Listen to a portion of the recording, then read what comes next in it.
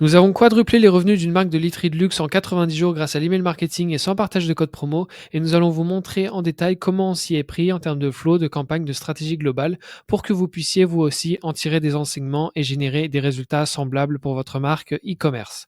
Je suis Brian d'Ecomiris et je vous propose qu'on regarde ça ensemble tout de suite. Si on regarde rapidement les résultats qui ont été obtenus 3 mois après le début de notre collaboration, les revenus générés par les emails ont représenté 34,22% du CA global.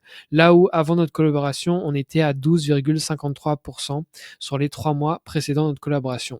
Les revenus ont plus que quadruplé si on regarde par rapport au trimestre précédent et si on compare par rapport à l'année passée, les revenus ont presque doublé. En parallèle, nous avons nettement amélioré la délivrabilité des emails tout en trouvant le juste équilibre entre une image de marque premium et des performances commerciales. Ici, je vous ai mis l'évolution du score de délivrabilité et les revenus, je ne peux pas vous les montrer pour des raisons évidentes. On va rappeler rapidement le contexte avant de passer à la stratégie, les flows, les campagnes, etc. En fait, Maison Précieuse Contemporaine, donc c'est une marque de literie de luxe et de linge de maison haut de gamme. Et cette marque a connu une baisse significative des performances de leurs emails sur Klaviyo à la suite d'un repositionnement premium. Donc, ils ont complètement changé leur branding avec quelque chose de beaucoup plus pro, de beaucoup plus professionnel. Mais il y a eu une baisse de revenus qui était notamment liée à la réduction des promotions qui était en fait jugée dévalorisante pour la marque selon un prestataire précédent. Et c'est vrai que sur le papier, on se dit, voilà, il ne faut pas envoyer trop de promotions parce que ça dévalue la marque. Mais dans les faits, en fait, ça a vraiment drastiquement baisser les revenus parce que ce qu'il faut savoir, c'est que le marché de la literie, c'est un marché avec des promotions qui sont assez fréquentes et qui peuvent être assez agressives puisqu'on est sur des produits d'une certaine valeur, parfois high ticket, donc on peut avoir des produits qui coûtent plusieurs centaines, plusieurs milliers d'euros. Ce ne sont pas des achats non plus qu'on fait tous les jours.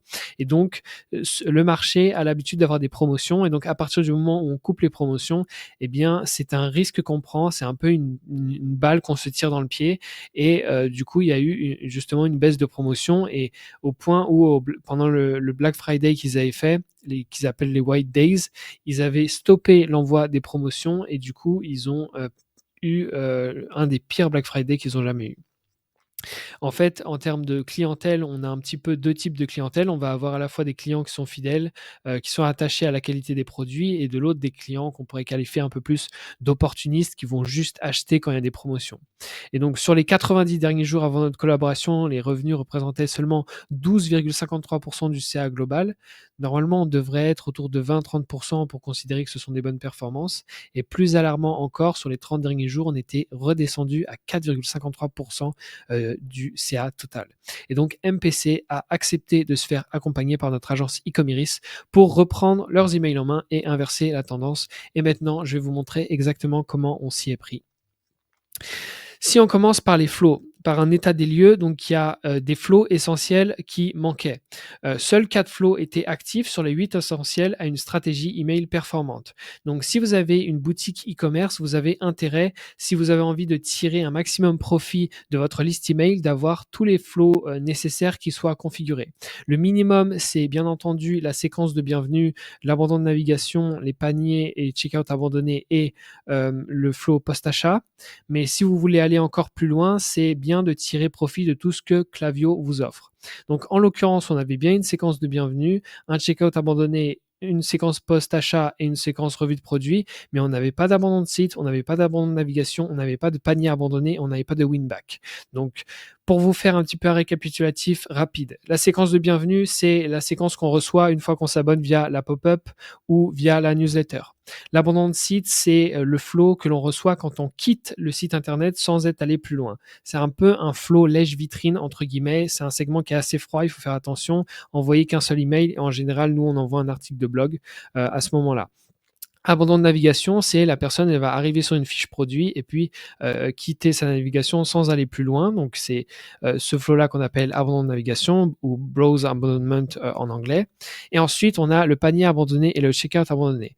Donc ça, c'est quelque chose que je remarque dans la grande majorité des comptes e-commerce que j'ai l'occasion d'auditer, c'est qu'on va avoir soit l'un, soit l'autre. La plupart des fondateurs pensent qu'ils ont un panier abandonné alors que non, ils ont un checkout abandonné et il est important d'avoir les deux, le panier abandonné, le checkout abandonné. Ce sont deux déclencheurs différents, ce sont deux segments différents. Panier abandonné, c'est quand la personne abandonne son panier et va pas plus loin. Checkout abandonné, c'est quand la personne non seulement à laisser ses articles dans son panier, mais à aller jusqu'au checkout et c'est arrêté là. Donc c'est important d'envoyer des emails à ce moment-là, puisque ici en l'occurrence, toutes les personnes qui n'allaient pas jusqu'au checkout ne recevaient pas d'email. Et donc on a mis en place ce panier abandonné et c'est littéralement devenu le flow qui a le mieux performé de tous les flows.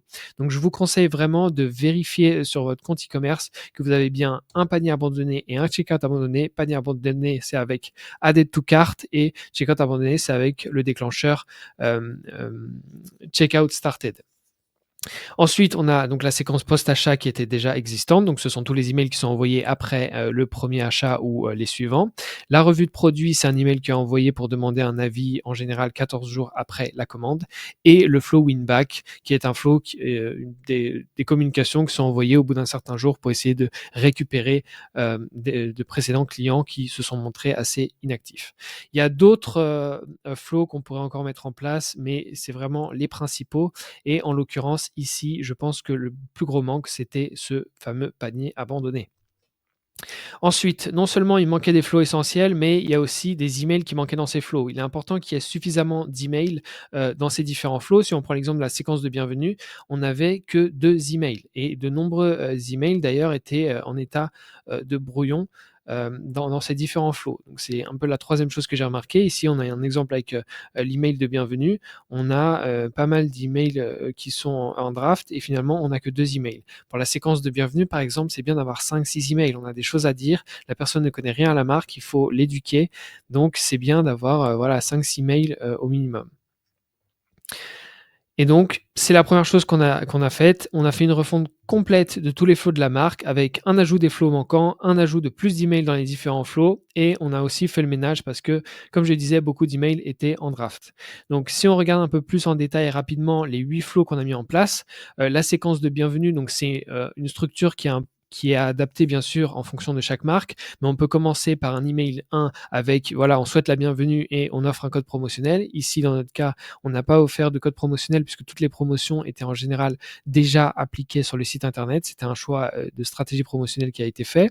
Mais donc, en général, vous, dans votre cas, ça va être une offre promotionnelle et vous allez vous focus, par exemple, sur un code moins 10%. Mettez de la preuve sociale, présentez rapidement votre marque, montrez ce qui est unique par rapport à la concurrence. Le deuxième email, ça peut être une présentation de l'histoire de la marque, montrer un peu les fondateurs. Donc, ici, en l'occurrence, c'était Vanessa qui revient un petit peu sur leur parcours dans le secteur de la literie et leur envie de créer leur propre marque. L'email numéro 3, c'est bien dans votre séquence de bienvenue de vraiment mettre l'accent sur ce qui rend votre marque unique par rapport à la concurrence. L'email numéro 4, on met en avant les différents best-sellers. Et l'email numéro 5, on peut faire un dernier appel promotionnel. Alors là, en l'occurrence, c'est ce que j'avais proposé au début, c'est de mettre un dernier appel. À la place, ce qu'on peut mettre ici, c'est les réseaux sociaux. Si la personne n'a pas passé commande, c'est bien aussi de pouvoir continuer l'engagement sur les réseaux sociaux, donc partager par exemple le lien vers la page Instagram. Ensuite, le flow abandon de site. Donc ça, c'était un nouveau flow. Le flow abandon de site, donc c'est quand la personne quitte le site internet. Je vous recommanderais de mettre un article de blog. C'est pas mal. C'est pas très vendeur. On est vraiment sur de l'informationnel. Donc vous pouvez tout simplement rediriger vers un article de blog en faisant un teasing. Soit vous reprenez un de vos articles de blog qui fonctionne le mieux et vous le convertissez en email. Vous pouvez aussi mettre des best-sellers. Vous pouvez aussi mettre des nouveautés. Là, c'est vraiment un flow. Il faut A/B tester un maximum. Autre flow ensuite, donc là on suit le parcours client. Abandon de navigation, donc le premier mail en général on va rappeler le produit consulté, on va avoir un peu un email un peu général et ensuite on peut proposer des emails plus personnalisés selon le produit qui a été consulté. Donc on va profiter un peu des différentes campagnes qu'on a faites qui se focus sur un produit en particulier comme un peignoir par exemple. On a cet email là qui a très bien fonctionné. Donc après on peut l'ajouter en abandon de navigation. Toute personne qui va consulter en particulier ce produit là va recevoir un email dédié. Et ensuite, donc, on a abandon de panier et abandon de checkout. Ici, l'idée, c'est d'avoir plus ou moins le même email. On va juste changer un petit peu la subject line et le contenu, mais globalement, l'objectif reste le même. Le premier email, on commence par rappeler le contenu du panier. Et après, ce qu'on peut faire, c'est rappeler le contenu du panier et répondre à des objections. Donc, on peut, par exemple, prendre les 3 objections les plus fréquentes, envoyer un premier email, on répond à la première objection, un autre email, on répond à la deuxième, et un autre email, on répond à la troisième. Donc ça peut être la qualité, ça peut être la livraison, ça peut être l'efficacité, ça peut être toutes sortes de choses, tout dépend de la marque en question. Et puis on peut également ajouter de la preuve sociale, ajouter également en dernier recours, si ça n'a toujours pas fonctionné, des codes promotionnels, soit à tout le monde, soit aux non-acheteurs. Et ce qui a aussi très bien fonctionné, c'est, et je vais l'ajouter là, c'est un email 4 où en fait on va envoyer un email textuel du fondateur en demandant voilà, vous n'êtes pas passé à l'achat alors que vous avez laissé des articles dans votre panier. Est-ce que vous pouvez nous donner une raison pour laquelle vous n'avez pas passé commande? On serait curieux de savoir. Et bam. Et ça, ce genre d'email fonctionne hyper bien. Non seulement vous allez avoir des éléments pour comprendre pourquoi la personne n'est pas passée à l'achat, et donc vous allez pouvoir travailler dessus, mais en plus, c'est un email qui convertit super bien parce qu'il y a cet aspect humain, cet aspect voilà, proximité. Et donc, je vous conseille, là vraiment, vous pouvez appliquer ça dès maintenant. Vous prenez votre flow panier abandonné, checkout abandonné, et à la toute fin, vous ajoutez un email textuel du fondateur en demandant les raisons pour lesquelles la personne n'est pas passée à l'achat, et vous allez voir, vous allez générer des revenus facilement grâce à cela. Donc effectivement, c'est ce on avait mis, donc je le rajoute ici. Et ensuite, nous avons un autre flow qui est aussi très important, qui est le flow post-achat. Donc, non seulement, alors quand la personne en fait passe achat dans votre boutique, c'est bien, mais c'est pas fini. Il faut s'assurer que la personne soit contente du produit et qu'elle l'utilise, et cetera. Donc l'idée ici, ça peut être de proposer peut-être un upsell, puisque là en fait les commandes étaient expédiées hyper rapidement, donc il faut pas hésiter à voilà faire un upsell, faire du cross-sell, proposer d'autres produits de la marque, voilà battre le fer tant qu'il est chaud. Et ensuite, une journée après, on peut envoyer un remerciement, toujours de la part des fondateurs, là en l'occurrence d'une cofondatrice Vanessa, avec des variations selon le nombre d'achats. Donc vous pouvez avoir une première variation. L'idéal, c'est d'avoir un email textuel voilà, en merci pour votre confiance. Au bout du deuxième achat, dire merci pour votre fidélité. Et au bout du troisième achat, on peut considérer qu'on est face à un ou une VIP et cette personne-là peut avoir droit à certains avantages. Et ensuite, email 3, ça peut être des guides d'utilisation, comment utiliser notre produit, comment l'entretenir, etc. Et on peut également envoyer des avis clients, notamment quand le délai est assez long, c'est bien d'essayer de le combler et d'essayer de créer cette excitation avant que le produit arrive. Et enfin, revue du produit, c'est très important de demander un avis pour justement parce que la preuve sociale est extrêmement importante pour toutes les marques. D'ailleurs, j'ai fait une vidéo si ça vous intéresse. Si vous avez un compte Trustpilot et que vous souhaitez améliorer votre note, j'ai une vidéo qui est dédiée à ce sujet. Nous avons passé une marque de 2,9 à 4,5 en quelques mois. Et donc un flow win-back où on va relancer les clients qui dorment un petit peu, qui sont un peu inactifs. Et donc on a fait aussi des emails pour le flow win-back. On passe maintenant aux campagnes. Donc les campagnes, si on faisait un état des lieux des campagnes, c'est un peu ce genre de campagne qui était envoyée, donc qui était correcte, épurée, et cetera. Mais la première chose qu'on remarquait, c'est qu'on avait justement des grosses images comme ça qui commençaient dans les emails. Et en fait, c'est assez problématique parce que quand on ouvre l'email sur mobile ou sur ordinateur, c'est ça qui s'affiche. C'est-à-dire que si on scrolle pas, si on va pas plus bas, on comprend pas trop quel est l'objectif de cet email-là. Et donc moi, ma première recommandation, c'est toujours sauf exception, d'avoir des visuels où on a déjà l'objet de l'email, où on a déjà un CTA pour qu'on sache quel est l'objectif de cet email-là sans avoir besoin de scroller et d'aller plus bas. C'est un principe de base de l'email marketing. Et je ne connais pas de personnes qui vont aller à l'encontre de ce principe-là. Mais en l'occurrence, le prestataire voulait précédemment une vision un peu plus épurée. Mais je pense que ça va à l'encontre justement d'un des principes de l'email marketing. Donc ici, j'ai rappelé un certain nombre de recommandations que vous pourriez aussi appliquer pour votre marque. Donc nous, si vous avez une marque, bien sûr, un peu luxe, haut de gamme, etc., c'est bien d'avoir quelque chose de simple, de professionnel, d'épuré. S'assurer donc, comme je disais, de garder des informations importantes en début d'email, on dit, above the fold. Accentuer le copywriting, donc on avait, pas mal, un côté, assez, branding, mais vraiment l'objectif des emails, c'est de bâtir une relation pour amener à la vente. C'est pas d'être une vitrine type Instagram, donc c'est vraiment de pouvoir accentuer le copywriting pour, justement favoriser le passage à l'achat et les conversions. Et j'ai aussi suggéré d'ajouter l'adresse postale de l'entreprise pour améliorer la délivrabilité. Il y a des règles comme ça à respecter par les fournisseurs de messagerie, sinon par exemple Gmail ne va pas vous identifier, ne va pas savoir qui vous êtes et donc risque de vous mettre dans les spams. Être plus concentré sur le lecteur, puisque le lecteur est égoïste, il ne pense qu'à lui, donc il faut vraiment tout de suite l'accrocher et lui dire quel est l'intérêt du produit pour lui et pas parler que de la marque et que la marque parle que d'elle-même. Donc ça va aussi dans le sens d'ajouter de la curiosité dans les objets d'email, de mettre en avant des bénéfices directs, adapter un ton peut-être plus personnel, chaleureux, signé par la fondatrice, mais tout en restant professionnel et faire des A/B tests qui étaient inexistants. Et donc, là où je veux en venir et là où c'est très important, c'est que la fréquence des campagnes est parfois un sujet. Ici, le nombre de campagnes était d'un envoi toutes les 2 semaines. Je préfère le dire directement, un envoi toutes les 2 semaines, c'est insuffisant. Même une campagne par semaine, c'est vraiment limite. Il faut essayer de viser 2 à 3 de campagnes, hebdomadaire. Bien sûr, ça va dépendre des marques. Forcément, plus la marque est grande, plus le chiffre d'affaires est important et plus vous avez intérêt même à envoyer des emails tous les jours, quitte à ce que ce soit des segments différents. Mais si vous avez les moyens, la créativité, la capacité, plus vous envoyez des emails intéressants qui parlent à votre audience et mieux c'est. Là, un envoi toutes les 2 semaines, c'est pas suffisant et c'est, je pense, une des raisons principales pour, laquelle, la délivrabilité était aussi basse. Il faut être présent dans l'esprit de la clientèle, de l'audience. Voilà, vous le savez, on est dans une économie de l'attention, il faut être présent. Il faut être présent tous les jours, il faut être présent le plus souvent possible. L'idée donc c'était pas de bombarder des promotions chaque semaine, c'était de garder justement cet équilibre email éducationnel et email de vente, donc un peu 80-20, 70-30. L'idée, c'est de pouvoir présenter un petit peu ce qui rend unique les produits et pour qu'au moment où on envoie une promotion, ou en l'occurrence ici, quand les promotions étaient appliquées sur le site internet, il y ait un enthousiasme, il y ait un passage à l'achat.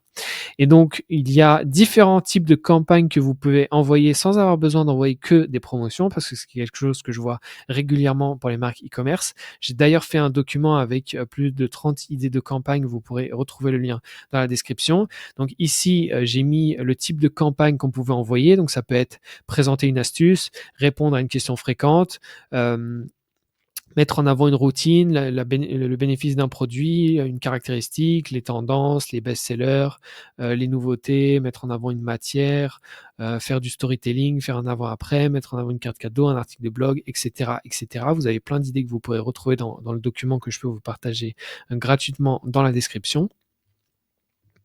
Et donc, voilà un petit peu la stratégie qu'on a adoptée en termes de campagne et qui a vraiment permis de générer plus de revenus. Les campagnes et les flows sont liés. Quand on envoie plus de campagnes, il y a plus de personnes après automatiquement qui vont aller sur le site internet et donc atterrir dans des flows. Donc c'est très important de prendre à la fois les flows et les campagnes au sérieux. Maintenant, je vais vous montrer des exemples de campagnes qu'on a envoyées. Donc, on essayait de varier à chaque fois le type de format. Les best-sellers, c'était des produits qui étaient blancs, mais on avait bien dans les newsletters mettre des couleurs parce qu'on voyait que ça marchait très bien et que ça générait pas mal de résultats. On aimait bien à la fois avoir un format un peu habituel, mais aussi parfois de casser ce format-là et de proposer des choses nouvelles, des gifs, des nouvelles manières de présenter les produits. Et donc, un petit peu le format de base qu'on utilisait, c'était celui-là. On prenait le produit et on mettait tout de suite le titre et un CTA pour que la personne, voilà, elle voit quel est l'objectif de l'email et elle n'a pas besoin de scroller et d'aller plus bas. Voilà, donc des emails qui étaient propres, simples, épurés, efficaces, comme on peut voir dans le secteur de la literie.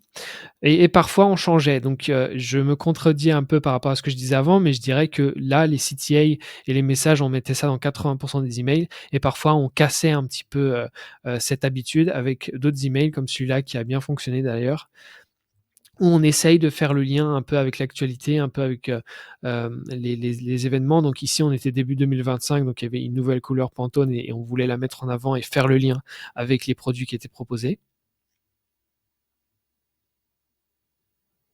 Ici, pareil, on pardon, ici, on mettait plus en avant un peu le tissu, une matière et donc pareil, il y avait pas de sens ici de mettre un CTA. On avait quelque chose de très coloré, en l'occurrence là, c'était pour Noël, donc à chaque fois, on faisait le lien en fait dans l'actualité. On regardait les produits, on mettait en avant les couleurs, selon ce qui était pertinent et on pouvait aussi, mettre des gifs. Donc ici, on le voit pas, mais c'était des gifs avec, des incontournables. Ici, on était, pendant l'hiver, donc encore une fois, on faisait toujours le lien avec l'actualité. Et j'ai rajouté, aussi, cet email-là. Donc cet email-là, je l'ai rajouté parce qu'en l'occurrence, il avait déclenché une commande, à 6 000 €, donc d'un hôtel. Donc je pensais intéressant de vous le mettre, parce que c'est un email qui a bien fonctionné. Donc vous pouvez, ajouter dans votre swipe file, gardez en tête. Faites-en ce que vous voulez. Voilà, un petit peu globalement ce qu'on a fait pour, quadrupler les revenus de MPC en 3 mois. Si vous souhaitez générer des résultats similaires, vous pouvez vous rendre sur ecomiris.com et réserver un appel pour qu'on puisse discuter, de vos besoins et vous proposer une stratégie gratuite sur mesure et après vous serez libre de décider si vous souhaitez, l'appliquer vous-même, la déléguer ou nous la confier. Vous pouvez aussi vous abonner à ma newsletter qui se situe en bas de mon site internet, pour recevoir des conseils exclusifs chaque semaine. Merci pour votre attention et à bientôt.